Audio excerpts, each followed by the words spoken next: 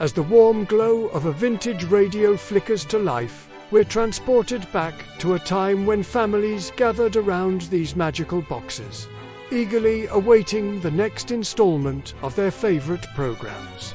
From the 1930s to the 1950s, radio was at the heart of American homes. Join us as we explore how radio shaped the culture, entertainment, and lives of an entire generation. The crackling static gives way to the familiar voice of an announcer, and suddenly we're immersed in the world of the shadow. The mysterious crime fighter's eerie laugh echoes through living rooms across the nation, sending shivers down the spines of listeners young and old. It's just one of the many radio shows that captured the imagination of millions during this golden age of broadcast. As we tune the dial, we're treated to a cavalcade of unforgettable characters and stories. The thundering hoofbeats of the Lone Ranger's trusty steed, Silver, gallop across the airwaves, bringing justice to the Old West. The bumbling antics of Fibber McGee and Molly elicit hearty laughter from families huddled around their radios, momentarily forgetting the troubles of the outside world. These weren't just fleeting entertainments. They were cultural touchstones that would live on for generations. The catchphrases and characters became part of the American lexicon, woven into the fabric of everyday conversation. Who could forget the shadow's ominous warning? Who knows what evil lurks in the hearts of men? Or the Lone Ranger's iconic Hi-Yo Silver, away. But it wasn't just fictional heroes and comedic duos that ruled the airwaves. The rise of radio personalities brought a new kind of star into American homes.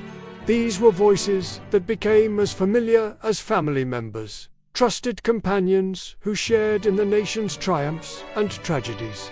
Edward R. Murrow's deep, authoritative tones brought the realities of World War II into living rooms across the country.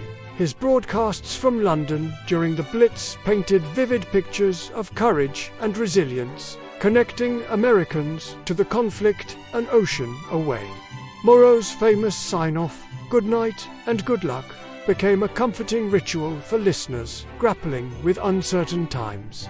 On the lighter side, the quick wit and impeccable timing of Jack Benny had audiences in stitches every week. His fictional miserliness and mock feuds with other radio stars became running gags that listeners eagerly anticipated. And who could forget the razor-sharp quips of Groucho Marx, whose rapid-fire wordplay on You Bet Your Life kept America laughing through the post-war years. These voices became the soundtrack of everyday life.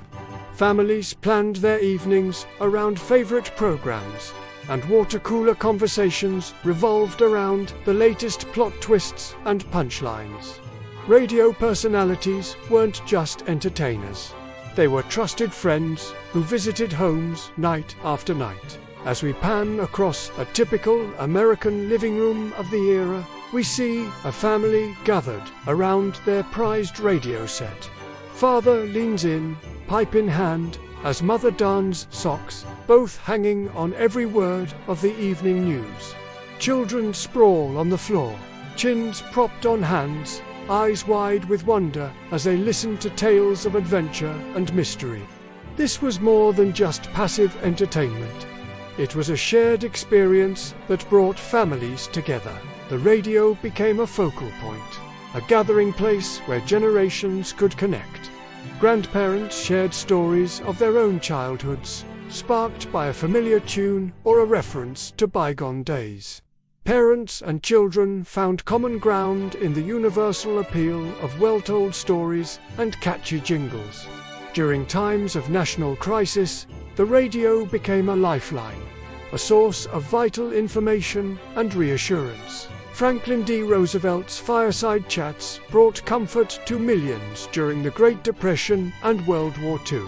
His warm, fatherly voice helped calm a nation's fears and rally its spirit.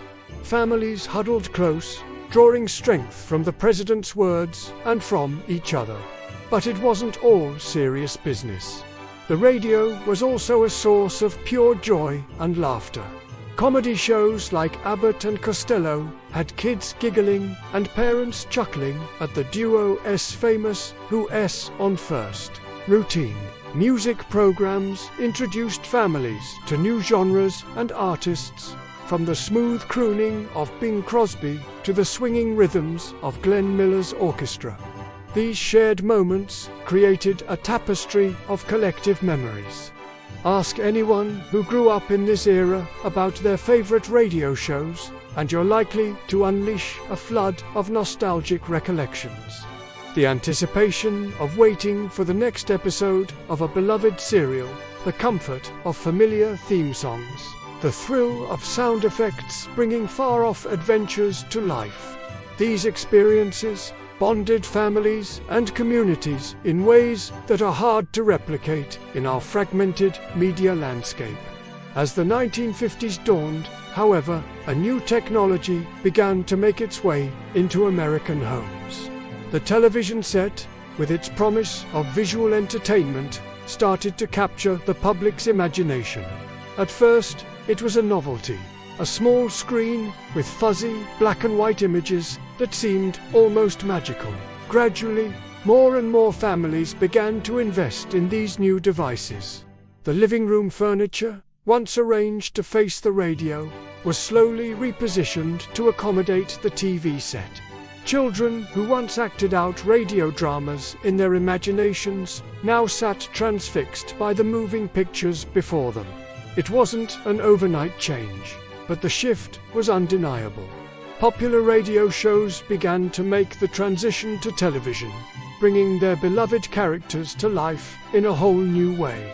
Some made the leap successfully, while others struggled to adapt to the visual medium.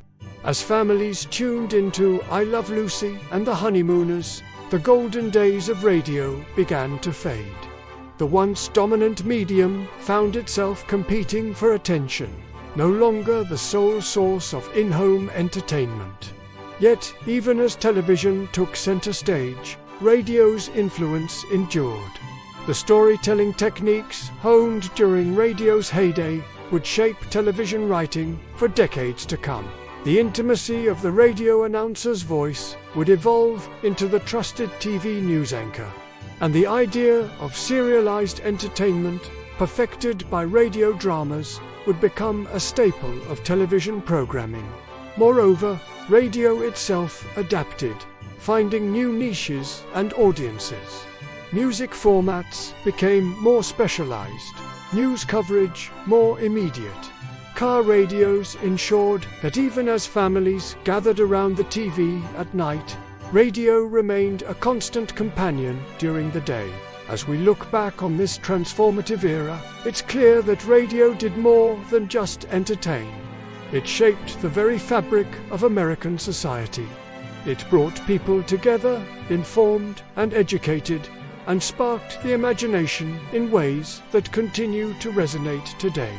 Radio may have been replaced as the centerpiece of family entertainment, but its legacy lives on in the stories we tell, the way we consume media, and the shared cultural experiences that bind us together.